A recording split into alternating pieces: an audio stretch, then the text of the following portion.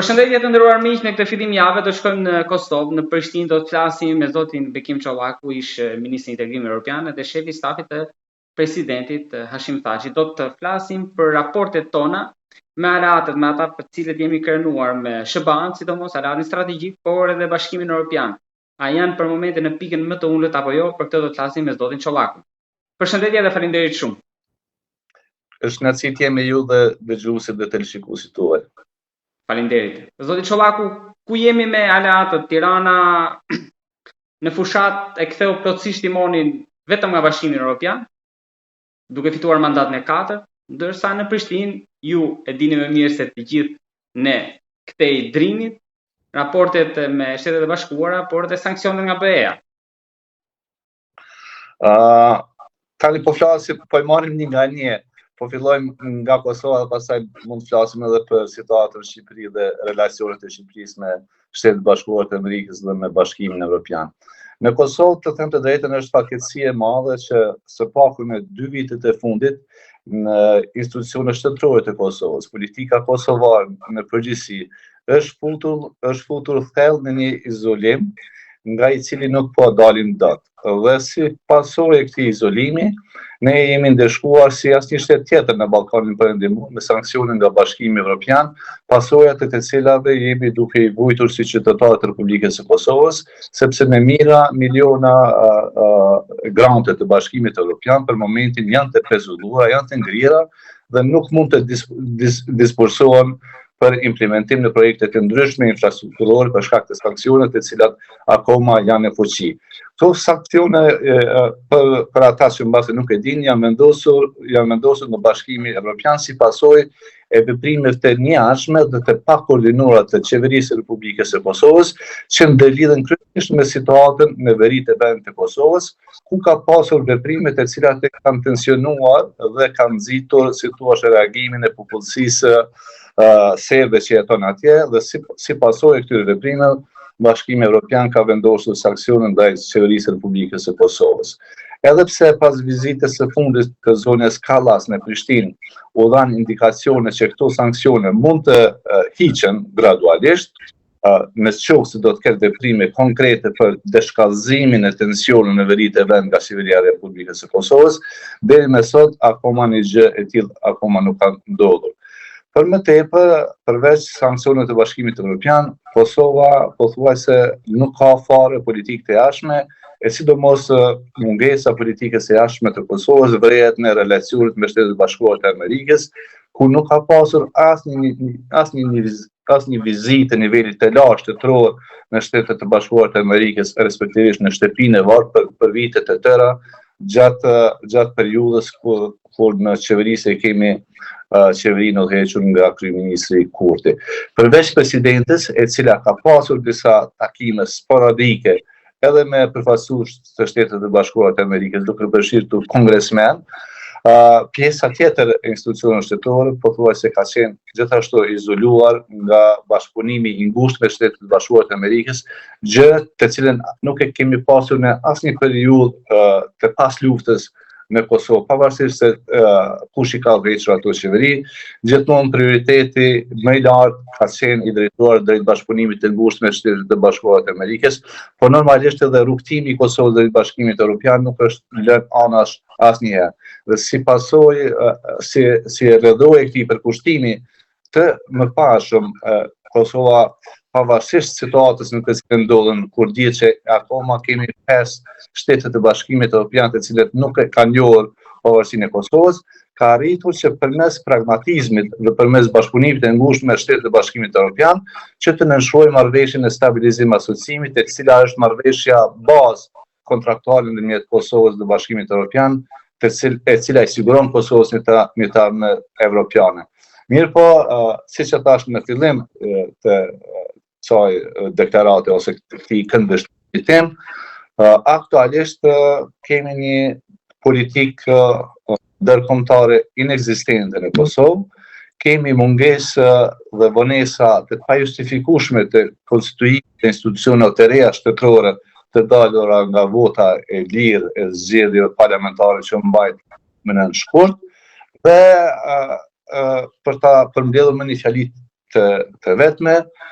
kemi izolim, kemi situatë kaotike politike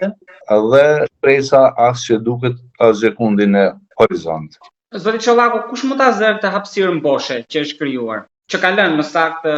partnerët perëndimor? Dëgja, partnerët perëndimor nuk është se me dashje ka lënë ndonjë hapësirë boshe sa i përket ndërveprimit të tyre me Kosovën. Por diçka, ndoshta e kam kuptuar unë gabim, nëse në mandatin e Bidenit kishim thirrje nga ambasadori Hovenier dhe Dashi, por kishim forcinë e Kurtit, tani ata duket sikur s'kan interes fare. Po prandaj kjo është ajo situata paradoksale, e cila nuk po ndodh si pasojë e mungesës së vullnetit politik apo interesimit të shtetet të fuqishme për të ndihmuar Kosovën për të kaluar këtë ngërsh politik në të cilin ndodhemi sot.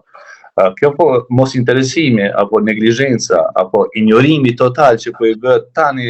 në veçanti po seanca monotone që po ndodhen në kuvendin e Kosovës, po ndodh për shkak se nuk ka vullnet nga asnjëra forcë politike, e mbi të gjitha nuk ka vullnet politik nga partia fituese këtyre zgjedhjeve, nuk ka vullnet politik nga kryeministri Kurti për të dëgjuar rekomandimet miqësore të përfaqësuesve të Shtetit të Bashkimit Evropian, po gjithashtu të Shtetit të Bashkuar të Amerikës. Prandaj kanë vendosur që në rastin më të mirë të tregojnë indiferent, ndërsa në rastin më të keq ta neglizhojnë në tërësi atë çfarë po ndodh në kuvendin e Kosovës, sepse aty nuk po ndodh asnjë gjë e mirë për qytetarët e Kosovës. Aty vetëm po përsëritet një shfaqje e turpshme, jo vetëm për qytetarët e Kosovës, mirë po edhe për imazhin e jashtëm të Republikës së Kosovës. Prandaj jemi në një situatë të tillë. Nuk ka kusht tjetër ta mbush të boshllëk, sepse ne nuk presim aktorë të tjerë, qoftë ajo Rusia apo qoftë ajo Kina, që ta përmbushte boshllëkun që lënë shtetet perëndimore këtu në Kosovë, sepse ne me propagandë.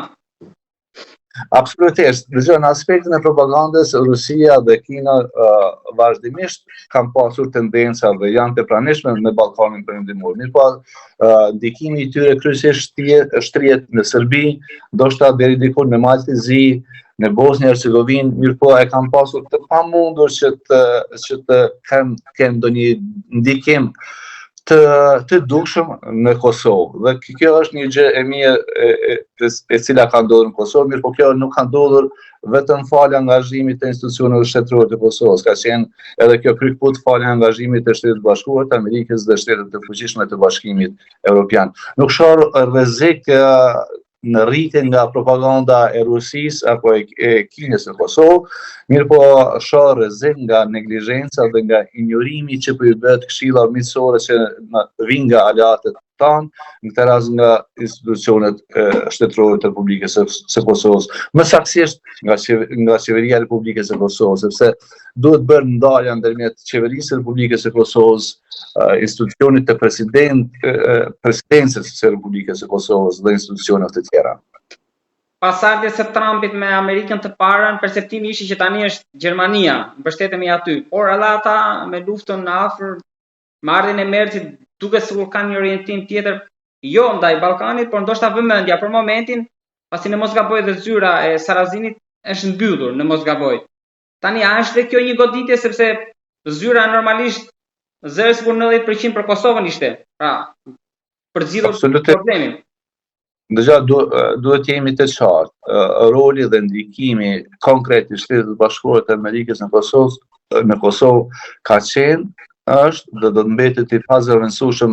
për të gjitha arsyet që ne i dimë shumë mirë. Në anën tjetër, shtetet të fuqishme të anëtare të Bashkimit Evropian, siç janë Gjermania dhe Franca,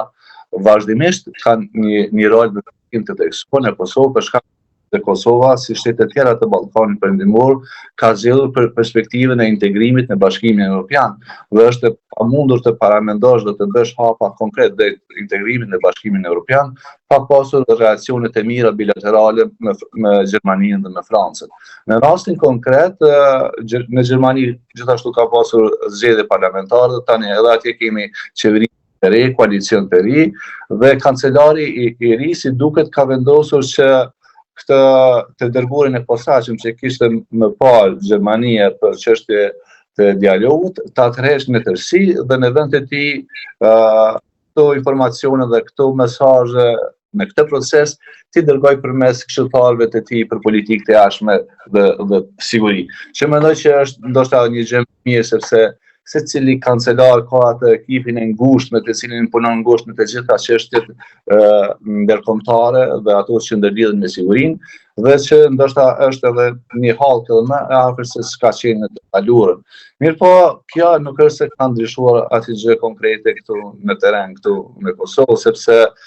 ka stagnim të plot. Tash, në Kosovë nuk kemi qeveri funksionale. Ne kemi në qeveri dhe nuk e dim a është qeveri në detyrë, qeveri në dorëheqje, apo nuk është qeveri fare legjitime, sepse sipas legjislacionit tonë në fuqi, një deputet I cili jep betimin nuk mund të ushtrojnë ndonjë funksion tjetër shtetëror. Dhe në këtë rast që në momentin e parë që kryeministri Kurti ka dhënë betimin e tij si deputet I Kuvendit të Republikës së Kosovës, ai së paku nga elita dhe nga partitë politike këtu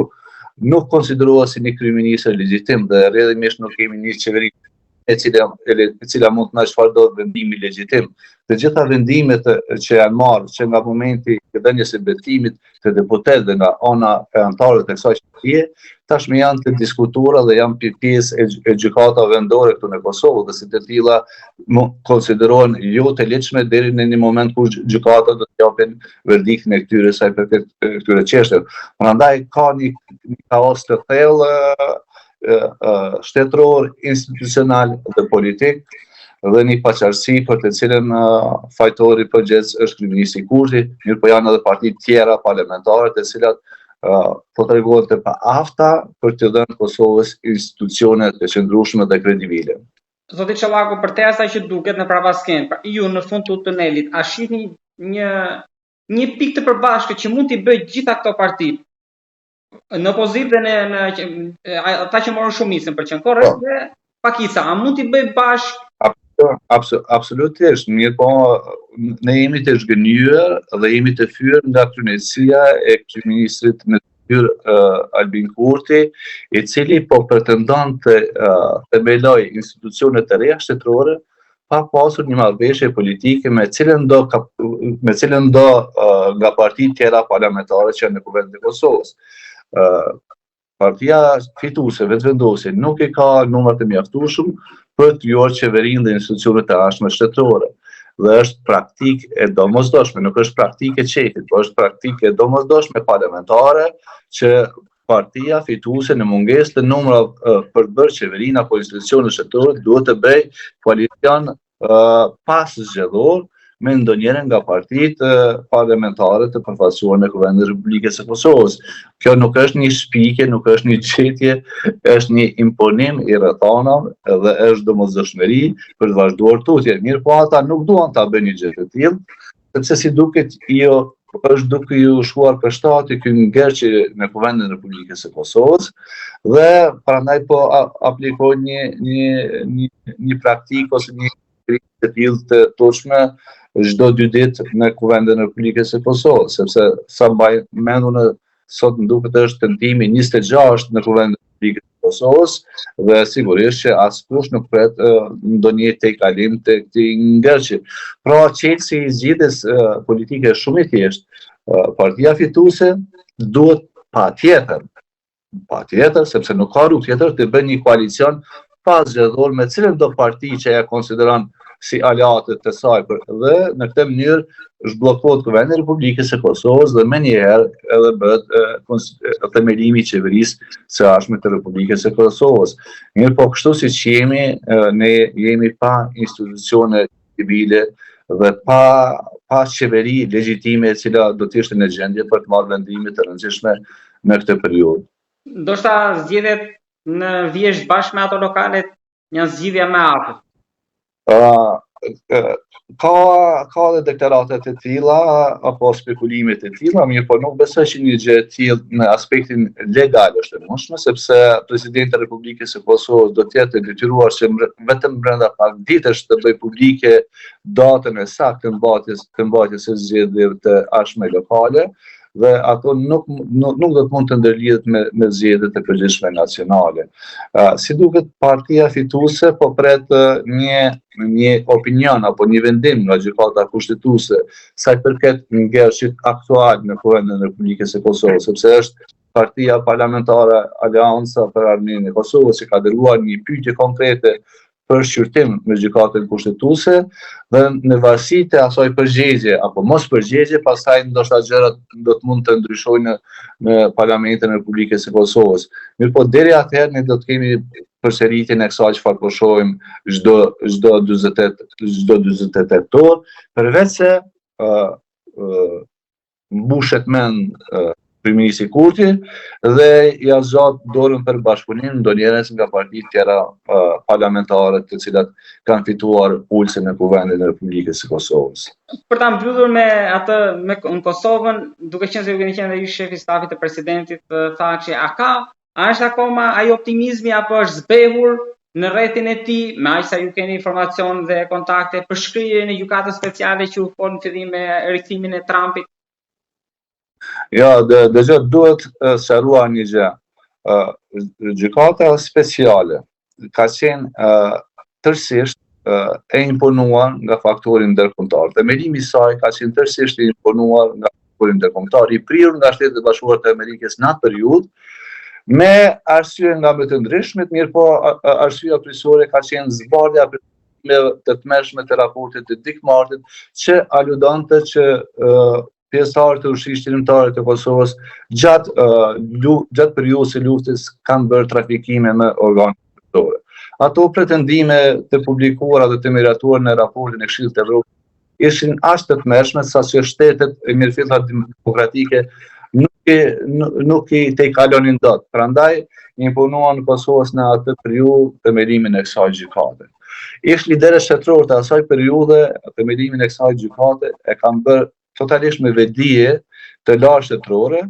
duke synuar që ato trillime të zbarshin nëpërmjet një drejtësie të avancuar që do sillte përvojat më të mira të Bashkimit Evropian dhe të Shtetit të Bashkuar të Amerikës. Që nga ajo periudhë, domethënë që nga viti 2010-2011 kanë kaluar shumë gjëra, sistemi ndërkombëtar nuk është as përse afërme i natyrës fare ka qenë atëherë, nëse atëherë ka qenë kaotik, sot është super kaotik, super që rregullt me shumë panjora, domethënë shumë gjëra kanë degeneruar ose janë prishur, janë dorëtuar ato vlerat ndërkombëtare që kanë udhëhequr një sistem të pavarur dhe të paanshëm të drejtësisë. Nuk i shoh ne sot ashtu siç i kemi parë para 10 vite. Po kalojmë të anash. Gjykata speciale e cila tani po futet në vitin e 5 që ka ngritur akt akuzë ndaj ish liderëve kryesor të ushtrisë qendrore të Kosovës, duhet ta përmbyll këtë proces pa asnjë ndërhyrje. Sepse çfarë do ndërhyrje në gjykatën speciale në këtë fazë do të lënte përsëri paqartësi sa përket të vërtetës apo jo të vërtetës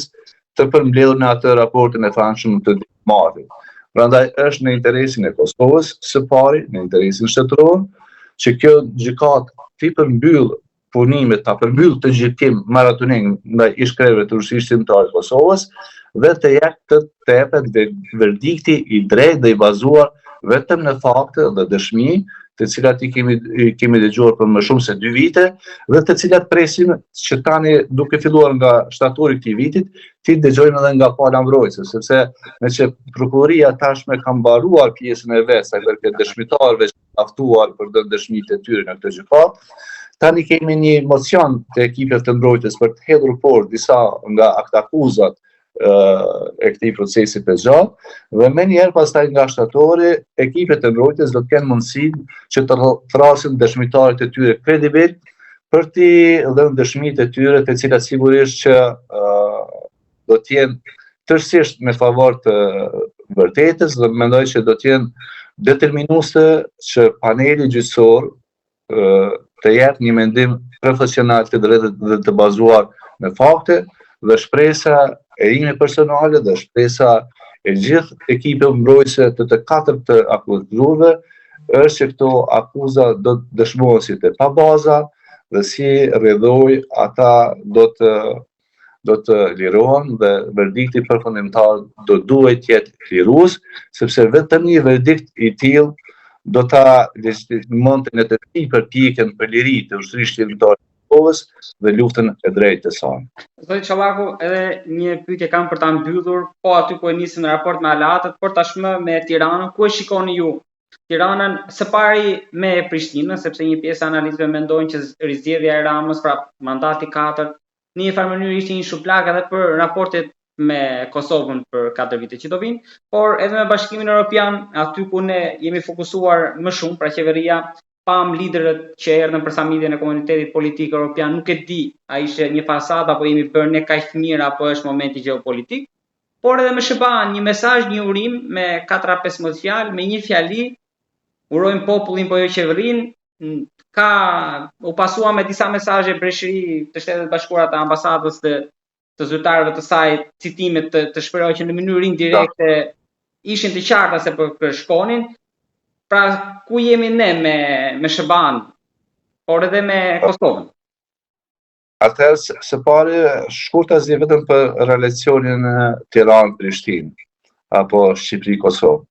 Edhe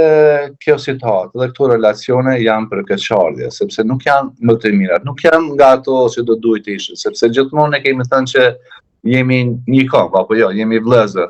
Dhe në rast se konsiderojmë veten si të tillë, sigurisht që edhe relacionet shtetërore me Kosovës dhe Shqipërisë do duhet të ishin gjithmonë vëllazërore, por nuk janë të tilla sot. Dhe më vjen keq që në këtë rast nuk mund t'i bëj qefin askujt atje në po mendojnë nga forcat politike dhe të pajsoj kryeministrin Rama pse relacionet janë të tilla. Mendoj që shkaku për relacionet të ftofta është në Prishtinë,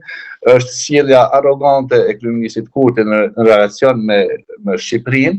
dhe mbi të gjitha ka qenë edhe tendenca ndërhyrjes së kryeministit tonë në zgjedhjet parlamentare që janë mbajtur disa vite më parë në Shqipëri dhe tendenca e shtirjes së ndikimit të tij për te Kosovë, domethënë tendenca e tij për të bërë një lider gjithshqiptar, që mendoj që ka qenë një gabim amatëresk i kryeministit Kurti. Mirë po sido që të jetë, Shqipëria dhe Kosova në aspektin institucional, domethënë vazhdojnë të kenë bashkëpunim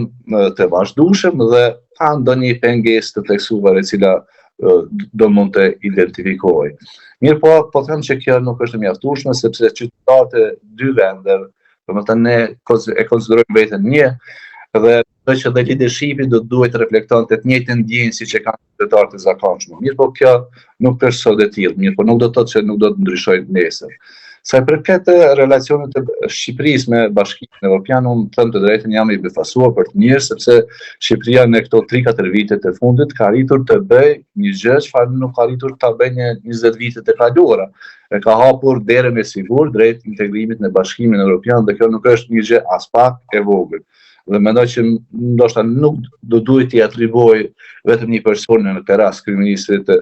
Rama, mirë po duhet t'i atribuohet të gjitha institucionet shtetërore të Shqipërisë dhe shoqërisë shqiptare atje, e cila si duket është edukuar mjaftueshëm dhe ka arritur një stad të tillë të edukimit që me hapa të sigurt drejt integrimit në Bashkimin Evropian. Dhe në këtë kontekst po e lidhi edhe fitoren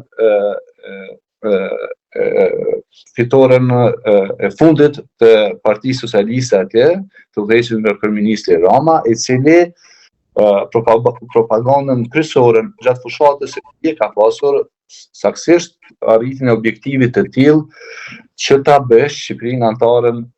ndoshta më të re të Bashkimit Evropian deri në vitin 2030. Dhe mendoj që kjo është një ambicie e jashtëzakonshme,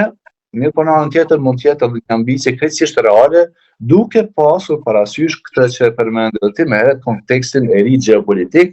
që ndërlidhet kryekfut me luftën dhe agresionin e Rusisë kundër Ukrainës, domethënë. Nëse Bashkimi Evropian do të vazhdojë ta shikojë Ballkanin perëndimor nga perspektiva e sigurisë, atëherë unë jam goxha optimist që Shqipëria do t'ju prij shtetet të Ballkanit perëndimor, të cilat do të mund të bëhen anëtare të Bashkimit Evropian deri në vitin 2030. Nuk e di a do të jetë Kosova pjesë e kësaj paka apo jo, me gjasa jo, për shkak vështirësive të unike që i ka në këtë proces. Mirë po Shqipëria e përcjellur nga Mali Zi dhe eventualisht Maqedonia e Veriut mund të jetë në këtë treshën që ndoshta mund të ose t'i pri gares për antarësinë në Bashkimin Evropian. Dërsa sa i përket relacionit të Shqipërisë me administratën e re të Shtetit të Bashkuara të Amerikës, këtë mbetet ta shikojmë akoma, sepse akoma as nga Shqipëria nuk kemi pasur vizita të nivelit të lartë në shtëpinë e parë, dhe për aq kohë sa nuk ndodhin gjëra të tilla, ne duhet të jemi durueshëm dhe të presim se si do të zhvillohen këto gjëra. Mirë po, unë jam optimist që qeveria e re e Shqipërisë do ta ketë mbështetjen e kundër të administratës së re të Shtetit të Bashkuar të Amerikës, pavarësisht se kjo administratë nuk konsiderohet nga askush e njëjtë me ato paraprake, për shkak të natyrës se si po merren vendimet dhe si po zhvillohet politika jashtme e kësaj administrate. Mirë po, unë mendoj që Shtetet e Bashkuara të Amerikës në relacion me shqiptarët, qofshin ata në Shqipëri apo në Kosovë, gjithmonë ka pasur një përkujdese të veçantë dhe mendoj që do të vazhdoj të ruaj një çështje të tillë përsëri edhe në udhëheqjen e presidentit Trump. Zoti Shallakut, falenderoj shumë për analizën. Ishte kënaqësi për mua dhe shpresoj që sa do pak ju kemi ndihmuar me këto analizat tona.